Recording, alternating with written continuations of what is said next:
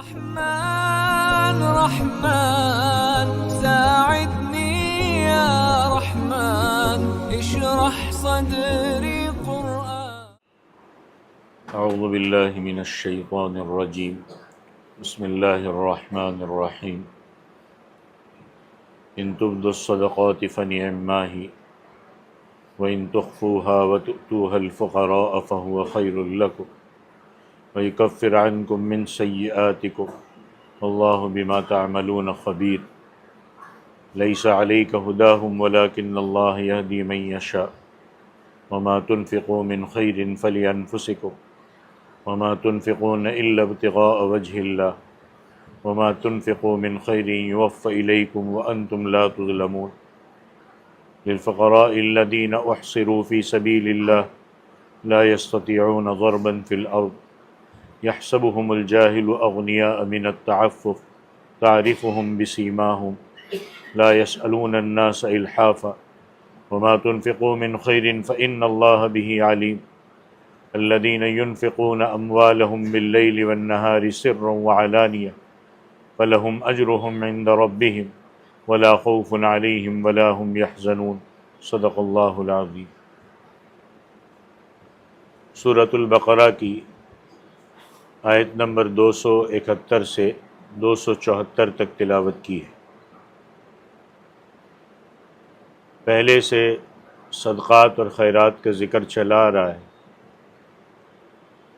اور صدقے کی قبول ہونے کی شرائط بھی بیان ہوئی کہ ایمان، اخلاص، اتباع سنت کے ساتھ ساتھ مال کا حلال ہونا بھی صدقے کے قبول ہونے کے لیے ضروری ہے۔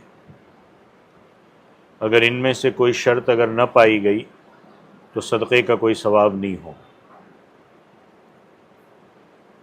اور اگر صدقہ ان شرطوں کے ساتھ تو دیا لیکن پھر بعد میں کسی کو احسان جتا دیا یا کسی کو تکلیف پہنچا دی تو بھی صدقہ باقی نہیں رہے گا۔ ابھی اسی کے متعلق آگے بیان ہے ان تبدوا الصدقات فنعما ہی، اگر تم ظاہری طور پر صدقات دو تو یہ بھی اچھا ہے، یعنی اگر دینے والے کی نیت دکھلاوے کی نہ ہو اور لوگوں کے سامنے صدقہ دیتا ہے اور دل میں یہ ہے کہ رب مجھ سے راضی ہو جائے تو اس طرح سے صدقہ دینے میں بھی کوئی حرج نہیں، کیونکہ دکھلاوے کا تعلق دل کے ساتھ ہے اور اس کے دل میں اللہ کی رضا اور فقیر کی حاجت کو پورا کرنا ہے۔ وَإِن تُخْفُوهَا وَتُؤْتُوا الْفُقَرَاءَ فَهُوَ خَيْرٌ لَكُمْ، اور اگر تم صدقات کو چھپا کر دو اور فقیروں اور محتاجوں کو دو تو یہ چھپانا بھی تمہارے لیے بہت بہتر ہے، اور اس کے بہتر ہونے کی ایک وجہ یہ ہے کہ دکھلاوے سے پاک ہو جائے گا، اس لیے کہ کوئی دیکھنے والا ہے نہیں، چھپا کر دے رہا ہے۔ دوسری وجہ یہ ہے کہ معاشرے میں ہر طرح کے آدمی ہوتے ہیں، نیک بھی ہوتے ہیں، برے بھی ہوتے ہیں، چور ڈاکو بھی ہوتے ہیں، تو جب سب کے سامنے کسی مستحق کو 1000 روپے زکوٰۃ دے گا تو دیکھنے والا چور ڈاکو حساب لگائے گا کہ اس نے 1000 روپے زکوٰۃ کا دیا ہے تو 39,000 روپیہ اس کے گھر میں پڑا ہے، لہذا وہ چوری ڈکیتے کا پلان بنائے گا، اور اگر مخفی طریقے پر دے گا تو ان کے شر سے بھی محفوظ رہے گا۔ اب جس زمانے میں قرآن کریم نازل ہوا اس زمانے میں بینکوں کا تصور تو تھا نہیں، لہذا لوگوں کے پاس جو کچھ ہوتا تھا گھروں میں محفوظ کرتے تھے، اور آج کل تو بینک بھی محفوظ نہیں ہے، لوگ برائی میں بہت آگے نکل چکے ہیں۔ ایک تیسری وجہ چھپا کر دینے کی یہ بھی ہے جو میں بیان کر رہا ہوں، وہ یہ ہے کہ لوگوں میں بہت سارے ایسے لوگ بھی ہوتے ہیں جو ہاتھ نیچے رکھنا ضرورت مند ہونے کے باوجود پسند نہیں کرتے، وہ خودداری کی زندگی جینا پسند کرتے ہیں۔ اب لوگوں کے سامنے دیں گے تو وہ رسوا ہوں گے، ذلیل ہوں گے، تو ایسے لوگوں کو چھپا کر دینا ہی بہتر ہے۔ عام طور پر ہمارے یہاں کیا ہوتا ہے، اسٹیج سجتا ہے نا، ایک سیب بھی دیا جاتا ہے تو 10 آدمی فوٹو کھنچاتے ہیں، وہ لینے والا بھی سوچتا ہوگا کہ میں نے کیا کیا۔ تو کسی ضرورت مند کو جو حقیقت میں ضرورت مند ہو، خوددار ہو، اپنی ضرورت لوگوں کے سامنے ظاہر کرنا اس کو اچھا نہ لگتا ہو، تو ایسوں کو خاموشی کے ساتھ اس کی ضرورت پوری کر دی جائے، یہ بھی بہتر ہے۔ تو اللہ کہتے تم ظاہر کر کے صدقہ دو، یہ بھی اچھا ہے، چھپا کر دو، یہ بھی تمہارے لیے اچھا ہے۔ اس سے ہوگا کیا؟ وَيُكَفِّرُ عَنْكُم مِّن سَيِّئَاتِكُم، ان صدقات اور خیرات کی برکت سے اللہ تمہاری خطائیں معاف فرما دے گا۔ اب صدقات کے موضوع پر کافی احادیث ہے۔ ایک حدیث میں آتا ہے کہ الصدقۃ تطفئ غضب الرب، کہ صدقہ اللہ کے غصے کو ٹھنڈا کرتا ہے، یعنی اللہ اگر بندے سے ناراض ہے اور وہ بندہ صدقہ خیرات کرتا ہے تو اللہ معاف فرما دیتا ہے۔ یہ حدیث بھی آتی ہے کہ الصدقۃ تدفع البلایا، صدقہ اور خیرات کی برکت سے مصیبتیں ٹل جاتی ہیں۔ تو صدقہ اچھی چیز ہے، مگر لوگوں نے صدقے کا مفہوم نہیں سمجھا۔ عام طور پر لوگ کیا سمجھتے ہیں کہ کالی سیری دے دو مصیبتیں ٹل جائیں گی، یہی سمجھ رہے ہیں، کالی سیری دے دو مصیبتیں ٹل جائیں گی، یا اس سے آگے بڑھو تو کالا بکرا دے دو بس مصیبتیں ٹل جائیں گی۔ یہ صدقہ نہیں ہے۔ یاد رکھنا، اصل صدقے کا مفہوم ہے غریب کی ضرورت کو پورا کرنا۔ کالی سیری دینا، کالا بکرا دینا، دیکھ چڑھانا، یہ کوئی ضروری نہیں ہے۔ غریب کی ضرورت پوری کرنا۔ اب غریب کی ضرورت کپڑا ہے تو کپڑا، جوتا ہے تو جوتا، بیمار ہے تو دوا کی ضرورت ہے، اس کے بچے پڑھتے ہیں، کتابوں کی ضرورت ہے، تو وہ کالی سیری کہاں کام آئے گی؟ وہ بکرا کہاں کام آئے گا؟ وہ دیکھ کہاں کام آئے گا؟ صدقہ کرو، لوگوں کو کھلاؤ۔ ہر جگہ کھلانا صدقے میں نہیں آتا ہے، ثواب مل جائے گا۔ کسی کو گوشت دے دینا فی الجملہ صدقہ ہے، ثواب مل جائے گا، لیکن حقیقی صدقہ ہے غریب کی ضرورت پوری کرنا۔ دیکھو کس کی ضرورت کیا ہے، ہم نے سمجھا ہی نہیں۔ اور بعض تو ایسے جاہل ہے کہ بیمار کی طرف سے صدقہ دینے سے پہلے صدقے کو بیمار کے سر کا طواف کراتے۔ جو بھی صدقہ دیں گے بیمار ہے اس کے سر کے ساتھ طواف کراؤ۔ بھائی صدقہ کس کے لیے دے رہے ہو؟ اللہ کے لیے نا۔ تو اللہ کو نہیں پتا کہ تم صدقہ دے رہے ہو؟ یہ دکھانے، اللہ کو دکھاوے کی ضرورت ہے؟ معاملہ رب کے ساتھ ہے، وہ ہماری نیتوں کو جانتا ہے کہ صدقہ کس لیے تم نے دیا ہے۔ اوپر سے نیچے تک بعض تو گھماتے، ایسا گول گول پورا کھڑا کرتے اس کو اور پورا گھماتے۔ بھائی اللہ کو بتانا چاہتے ہو کہ تم اس کی طرف دے رہے ہو، اللہ تو سب دیکھ رہے، تمہاری دل کی نیتوں کو جانتا ہے۔ تو صدقے کا مفہوم سمجھو، جہاں ضرورت ہے خاموشی سے دینے کی وہاں خاموشی سے دے دو، جہاں ضرورت ہے کھلم کھلا دینے کی وہاں کھلم کھلا دے دو، اور غریب کی ضرورت کو سامنے رکھو۔ میرے دل میں کیا آیا میں اس کے حساب سے نہیں، میرے دل میں آ رہا ہے میں 100 غریبوں کو کھانا کھلاؤں، اب آ کے کوئی بھی کھا کے چلا جائے گا، کسی کی ضرورت پوری نہیں ہوگی۔ آپ جا کے ڈھونڈو، 100 میں سے 10 فقیر ڈھونڈ لو، اور 10 اچھے سے ڈھونڈو، تلاش کرو، معلومات کرو کہ ان 10 کی گھروں میں ان کے بچوں کی، ان کی بچیوں کی، ان کے اپنے گھروں میں ان کے بچوں کے سکول کی کیا کیا ضرورت ہے، وہ جا کر کے پوری کر دو، ہو گیا صدقہ۔ 100 کو 1000 کو ڈیک چڑھا کے کھلانا ضروری نہیں ہے۔ صدقے کا مفہوم سمجھنے کی ضرورت ہے۔ اللہ فرماتے واللہ بما تعملون خبیر، اور اللہ جو کچھ تم کرتے ہو اس سے خبردار ہے۔ معاملہ ہمارا رب کے ساتھ ہے، وہ ظاہر اور باطن کو جاننے والا ہے۔ اب یہاں پر ایک سوال پیدا ہوتا ہے کہ کیا صدقہ خیرات غیر مسلم کو دیا جا سکتا ہے یا نہیں؟ اس کے متعلق مسئلہ یہ ہے کہ نفلی صدقہ کافر کو دیا جا سکتا ہے، مگر اس کے لیے شرط ہے کہ وہ کافر محارب ہو، مسلمانوں کے خلاف لڑنے والا نہ ہو، اس کو دے سکتے، کیونکہ ایسا کافر جو مسلمانوں سے لڑتا ہو اس کو نفلی صدقہ دینا جائز نہیں ہے، اگرچہ وہ محتاج ہی کیوں نہ۔ کیونکہ وہ وہی پیسہ مسلمانوں کے خلاف استعمال کرے گا. تو ایسوں کو صدقہ دینا جائز نہیں. اسی طرح ایسے کافر کو بھی دینا جائز نہیں ہے جو کفر کی تبلیغ کرتا اور مسلمانوں کو گمراہ کرتا ہو. وہ آپ ہی کے پیسے سے آپ ہی کے خلاف لٹریچر استعمال کرے گا, نہیں دینا. ہاں وہ صدقات جو فرض ہے, زکوٰۃ, فطرہ, عشر, قسم کا کفارہ, نماز روزے کا فدیہ, وہ کافروں کو دینا جائز نہیں. ہاں نفلی صدقہ وہ بھی شرطوں کے ساتھ جو میں نے بھی بتایا, وہ کفار کو دے سکتے ہیں. اب شروع میں حضرت صلی اللہ علیہ وسلم جو مالی طور پر کمزور کافر ہوتے تھے ان کو نفلی صدقات خیرات دیتے تھے.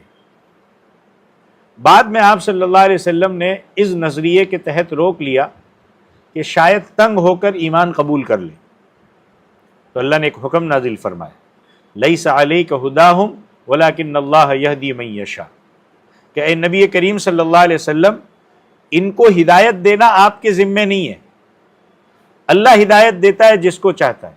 تو ان کو صدقہ خیرات اس لیے روکنا کہ وہ مجبور ہو کر ایمان لے آئے, یہ مناسب نہیں ہے.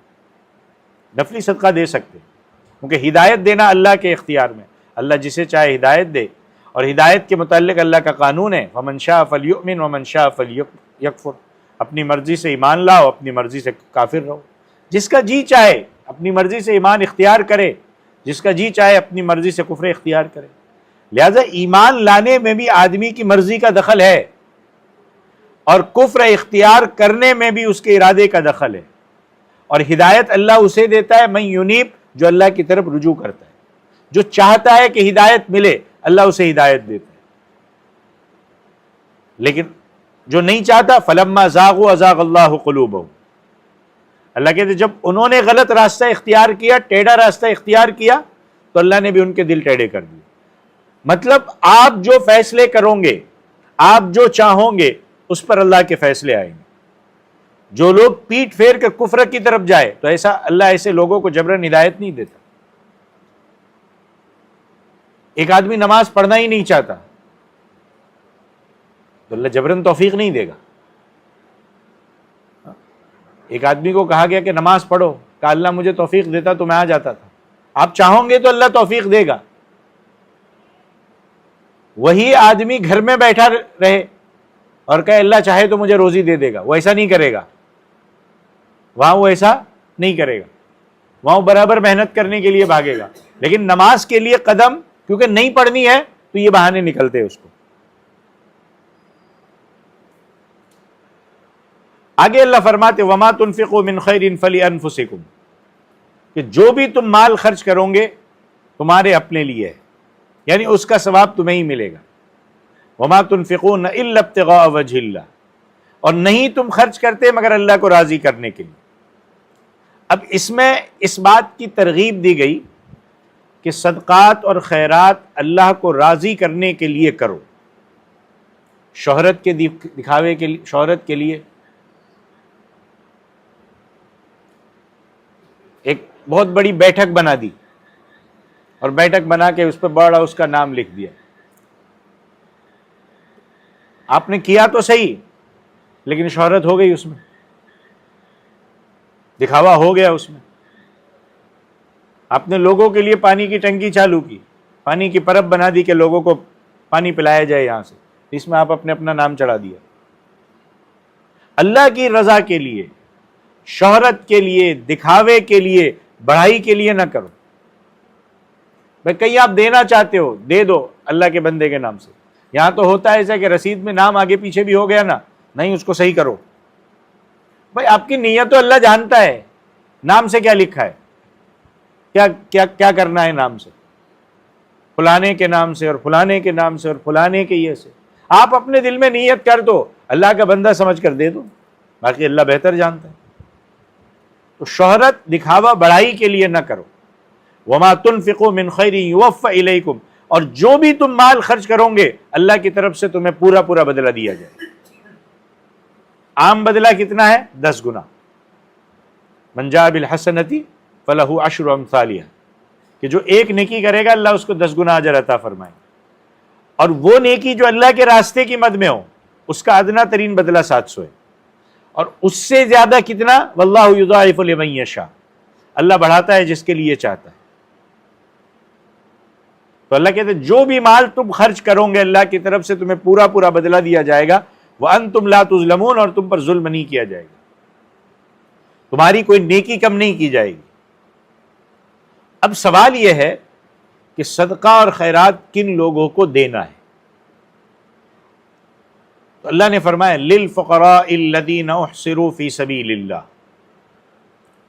ان محتاجوں اور ان ضرورت مندوں کو دو جو اللہ کے راستے میں روکے گئے۔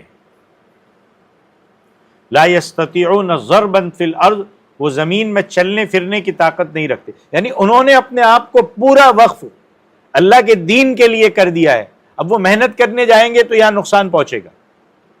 کہ ان محتاجوں اور ضرورت مندوں کو یہ دو، اُسِرُوا فِي سَبِيلِ اللَّهِ۔ اصحاب صفہ آپ نے سنا ہوگا، صفہ کے معنی ہے چھپر، تو اصحاب صفہ کے معنی ہوئے چھپر والے۔ یہ مسجد نبوی کے اندر ہی ایک کونے میں ایک جگہ تھی جہاں سائے کے لیے انہوں نے ایک چھپر بنایا تھا، اس کے نیچے اس وقت کے طلبہ رہتے تھے۔ آپ مدرسے کے طالب علم آج کے کہہ دو، اس وقت کے وہ طالب علم تھے، اور آج بھی وہ اصحاب صفہ کا اوٹا، جب آپ کو آج ریاض الجنہ میں جب آپ رائٹ سے آپ آج انٹری کر رہے ہو،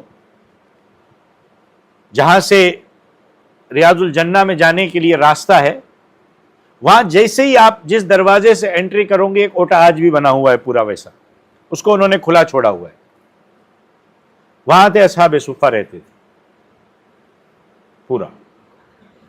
وہ حضرت صلی اللہ علیہ وسلم سے قرآن و حدیث کی تعلیم حاصل کرتے تھے، دین سیکھتے تھے، ضرورت پیش آتی تھی تو جہاد پر بھی چلے جاتے تھے۔ اب ظاہر بات ہے کہ جو دین سیکھے گا، جو جہاد پر جائے گا، تو وہ کوئی اور کام تو کر نہیں سکتا، پورا اس نے وقف کر دیا۔ تو ایسے لوگوں کے لیے حکم دیا کہ جو دین کے لیے وقف ہے، یا جو تبلیغ کے لیے وقف ہے، یا جو کفار کے مقابلے میں جہاد کرتے اور دوسرا کوئی کام نہیں کر سکتے اور ہے بھی ضرورت مند، تو اللہ کہتے تمہارے صدقہ اور خیرات ان لوگوں کے لیے۔ اور بھی مدیں بیان کیے، ایک مد یہ بھی بیان کی کہ یہاں بھی دے سکتے۔ اب اس وقت دینی تعلیم حاصل کرنے والے غریب لوگ تھے، اور اب بھی میں کہوں گا 1-2% اس سے الگ ہوں گے، اب بھی ہمارے علاقوں میں دینی تعلیم حاصل کرنے والوں کی اکثریت غریبوں کی ہے، مالدار بچے تو آتے ہی نہیں، اکثریت غریبوں کی۔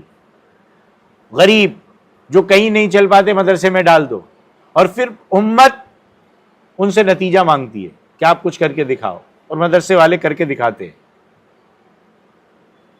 2% مدرسے میں آ جاتے، 98% ادھر جاتے، اس میں سے کتنے ہیرے بن کے نکلتے؟ یہاں 2% میں سے تو 1.5% بھی نکلتے ہوں گے باہر۔ اکثر غریبوں کی ہے۔ ہاں اب کچھ امیر ترین لوگ بھی دین کی تعلیم حاصل کرتے، مالداروں کے بچے دینی تعلیم حاصل کرتے، مگر آج بھی وہ بچے دین کی تعلیم حاصل کرتے ہیں جو اسکولوں کی فیسیں نہیں دے سکتے، کتابیں نہیں خرید سکتے، ان کو لے جایا جاتا ہے کہ آؤ ہمارے یہاں پڑھو، ہم سال بھر کا خرچہ تمہارا اٹھائیں گے۔ آج سے 60-70 بلکہ 100 سال پہلے کی تو یہ حالت تھی کہ جو نابینا ہوتے تھے انہیں مدرسے کے حوالے کیا جاتا تھا کہ ان کو قرآن حفظ کراؤ، اور جو بچے اچھے بھلے ہوتے تھے انہیں اسکولوں اور کالجوں میں بھیجتے تھے۔ اب اتنا بدلاؤ آیا ہے کہ آنکھوں والے بھی قرآن حفظ کرتے، اور مالداروں کے بچے اور بچیاں بھی قرآن حفظ کرتے۔ اب قرآن کریم امیروں کے گھروں میں بھی داخل ہو گیا ہے، اور مزید انشاءاللہ تعالی انقلاب آگے چل کر کے انشاءاللہ تعالی آئے گا۔ تو ایسے بچے، ہمارے خرچے ادھر ادھر کے کتنے برداشت ہوتے؟ ہم صدقے مختلف جگہوں پر کرتے ہیں، ہمارے صدقے کا ایک حصہ ان بچوں پر بھی تو جانا چاہیے۔ جس کو دیکھو بات کرتا ہے فلانے کے اسکول کی فیس بھر دو، فلانا کا یہ کر دو، فلانے کی اسکول کی فیس کی اپنی ذمہ داری لے لو، بہت اچھی بات ہے، کرو، لیکن کوئی یہ بھی تو کرو کہ فلانے مدرسے میں پڑھنے والے بچوں کے 1-2 کے خرچے میں اپنے ذمہ دار سر پہ اٹھا لوں. کتنے ہیں؟ میں منع نہیں کر رہا ہوں کہ وہاں سے آپ پورا ہٹ جاؤ، وہ بھی کرو، یہ بھی دیکھو. کوئی کرنے کے لیے تیار نہیں. ان مدرسے میں سے نکلنے والے بچوں کو دیکھ کر کبھی کبھی ترس آتا ہے. ان کے پاس اتنے پیسے نہیں ہوتے کہ وہ شام کو عصر سے مغرب کے وقت نکلے تو ان کے پاس ناشتے کے لیے 5 روپے ہو. میں نے ان سے پوچھا ہے، یہی پوچھا ہے کیا کرتے، بولے بس ایسے ہی رہ جاتے. اتنا بڑا علاقہ کہ ہم میں اتنی ہمت نہیں کہ جا کے کسی مدرسے کے 2-4 بچوں کی ذمہ داری لے لے کہ ٹھیک ہے تم کو صبح ناشتہ مل جاتا ہے، دوپہر کا کھانا مل جاتا ہے، شام کا کھانا، رات کا کھانا مل جاتا ہے، آؤ شام کے کچھ آپ کی بھوک مٹانے کے لیے ناشتے کا انتظام ہم آپ کا کر دیں. اس میں سے کتنے بچے ایسے ہوتے ہیں جو 2-2 سال میں 3-3 سال میں گھر جاتے اپنی غربت کی وجہ سے، نہیں پہنچ پاتے بیچارے. ماں باپ کی وہ حیثیت نہیں ہوتی جو ان کو گھروں پہ پہنچائے. کیا عید کے موقع پر یا اور کسی خوشی کے موقع پر اور کسی چھٹی کے موقع پر جب ہم منا رہے ہوتے کہ ہم ان بچوں کو اپنے گلے سے لگاتے؟ کیا ان کے ساتھ جا کر کچھ وقت بتاتے؟ بیٹھ کے غور کرو، کبھی سوچو کہ ہمارا ایک بچہ اگر ان دنوں میں ہم سے دور ہو تو ہمارا دل نہیں لگتا. اس بچے جو بچہ عید کے موقع پر، خوشی کے موقع پر اپنے ماں باپ سے دور ہے، اس کے دل پہ کتنی آریاں چل رہی ہوگی، اس کی ماں کے دلوں پہ کتنی آریاں چل رہی ہوگی. لیکن مجبوری ہے، غربت ہے، وہ نہیں جا پا رہے. کبھی ان کو سینے سے لگایا ہے؟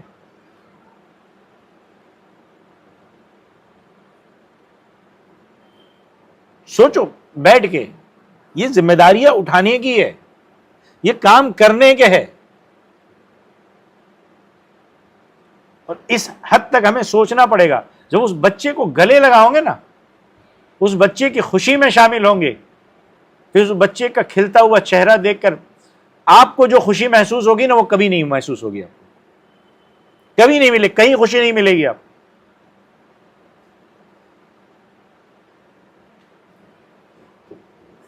اپنی صدقات کے کچھ حصوں کو ان بچوں کے لیے بھی لگاؤ. کبھی ان کے کبھی عید سے پہلے ان کے کپڑوں کے انتظام میں لگا دیا کرو. ان کے کھانے پلانے دیکھو تو صحیح. چلتے پھرتے دیکھ گئے، آپ کے جیب میں سے پیسے کچھ نکال کر کے اس کو دے لے، بیٹا جا کے کچھ کھا لے.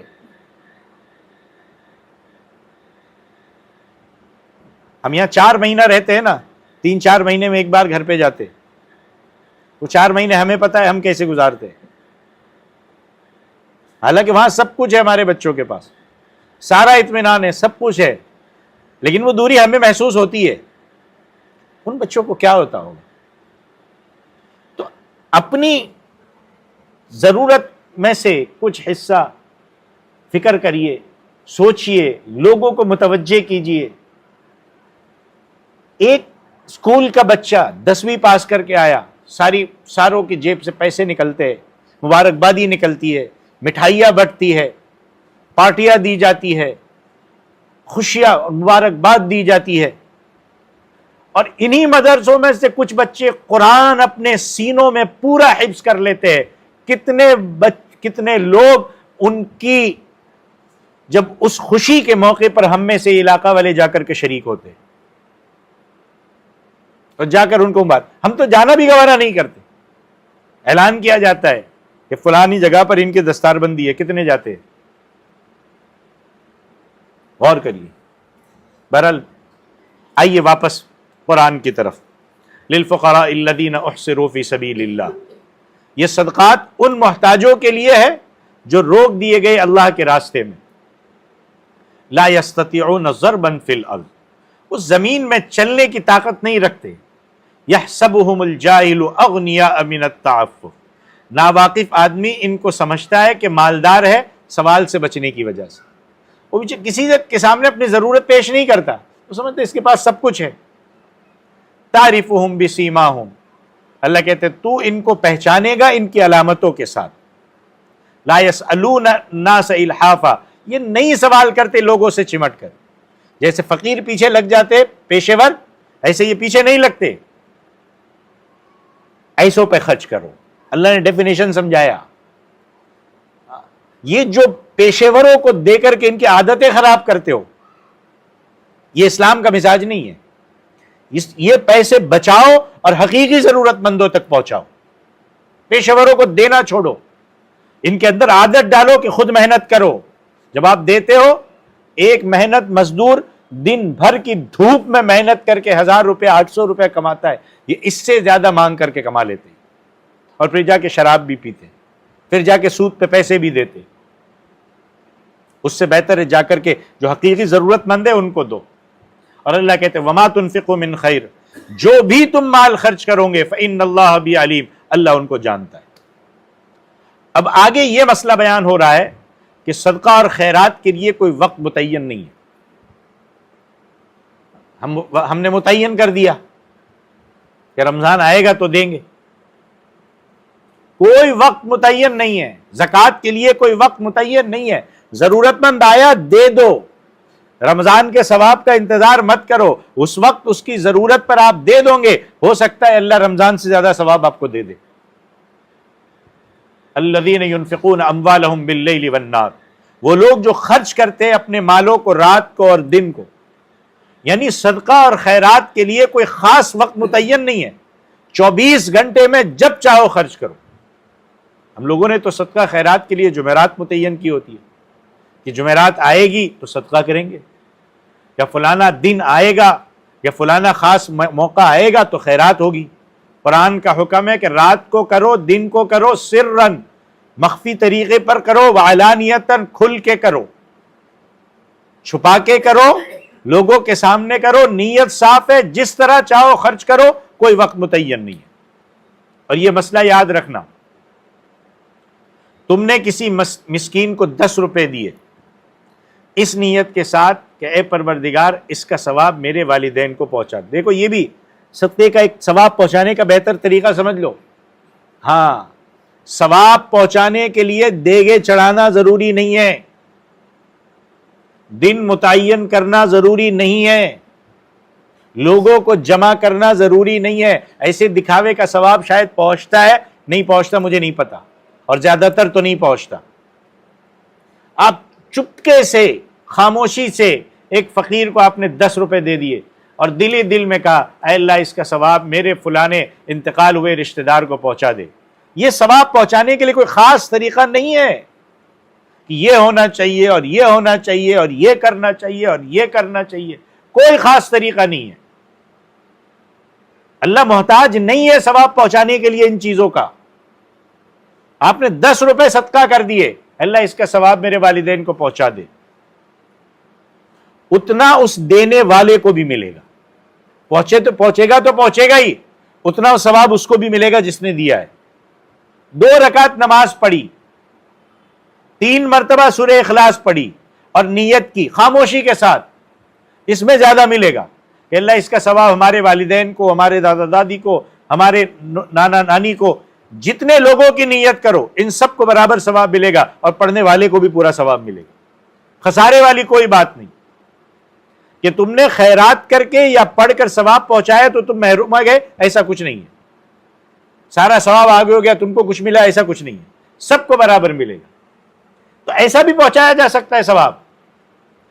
کوئی دن متعین کر کے قبرستان جانا اور پہنچنا اور قبر کے سامنے کھڑا ہونا یہ کوئی ضروری نہیں ہے.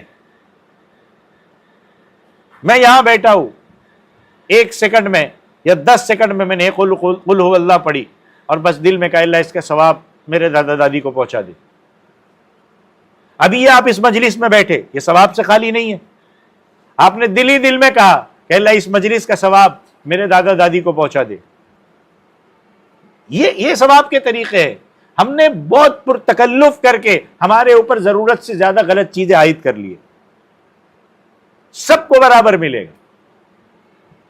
تو اللہ کہتے وہ لوگ جو خرچ کرتے اپنے مالوں کو رات کو دن کو، فلہم سرًا وعلانیہ، چھپ کر بھی خرچ کرتے ہیں، کھل کے بھی خرچ کرتے ہیں، فلہم اجرہم عند ربہم، ایسے لوگوں کے لیے ان کے رب کے یہاں اجر ہے. ولا خوف علیہم ولا هم يحزنون، اور نہ ان پر خوف ہوگا قیامت والے دن اور نہ وہ غم کریں گے۔ تو صدقات کا ڈیفینیشن میں سمجھتا ہوں بہت، آج پورا صدقات پہ تھا، اب بہت حد تک انشاءاللہ سمجھ گئے ہوں۔ صدقات کا مفہوم کیا ہے، صدقات کب کرنا ہے، کس کو کرنا ہے، اور صدقہ کرنے کے لیے کوئی دن متعین نہیں ہے، اور پھر اس صدقے سے ثواب پہنچانا یہ بہت آسان ہے۔ آپ کے پاس پیسہ نہیں ہے، اب 2 رکعت نماز پڑھ کے پہنچا دو نفل، کوئی مسئلہ نہیں ہے۔ آپ ایک سبحان اللہ درود شریف پڑھ کے پہنچا دو۔ صدقات کے لیے کسی کی ثواب پہنچانے کے لیے کسی کی ضرورت نہیں ہے کہ فلانا مولانا صاحب آئیں گے اور وہ پڑھیں گے تو ہی ثواب پہنچے گا، کوئی ضرورت نہیں ہے۔ ہم میں سے ہر آدمی اپنا ثواب، ہم میں سے کتنے ہیں جن میں سے اکثروں کو سورہ فاتحہ تو یاد ہوتی ہی ہوتی ہے، آخر کی 3-4 صورتیں یاد ہوتی ہی ہوتی ہے۔ روزانہ صبح شام کا معمول بنا لو کہ سورہ فاتحہ پڑھ لی، آخر کی 3-4 صورتیں یاد ہے وہ پڑھ لی، اور دل ہی دل میں نیت کر دی، ہاتھ اٹھانا بھی ضروری نہیں ہے، اللہ اس کا ثواب میرے فلاں رشتہ دار مرحومین کو پہنچا دے، ختم۔ وہ اللہ کے یہاں تکلفات نہیں ہے، وہ اللہ ہے، وہ کسی کمپنی کا مینیجر نہیں ہے کہ اس کو بہت زیادہ پروٹوکول کی ضرورت ہو کہ ایسا ایسا کرو اور ایسی چیزیں کرو پھر میرے تک پہنچے گا۔ تو یہ سورۃ البقرہ کی آیت نمبر 271 سے 274 تک تھی۔ اللہ عمل کی توفیق عطا فرمائے، آمین۔ وآخر دعوانا الحمد للہ رب العالمین۔ أيا من يدعي الفهم إلى كم يا أخ الوهم تعبي الذنب والذم وتخطي الخطأ الجم أما بان لك العيب أما أنذرك الشيب وما في نصحه ريب ولا سمعك قد صم أما نادى بك الموت أما أسمعك الصوت أما تخشى من الفوت فتحتاط وتهتم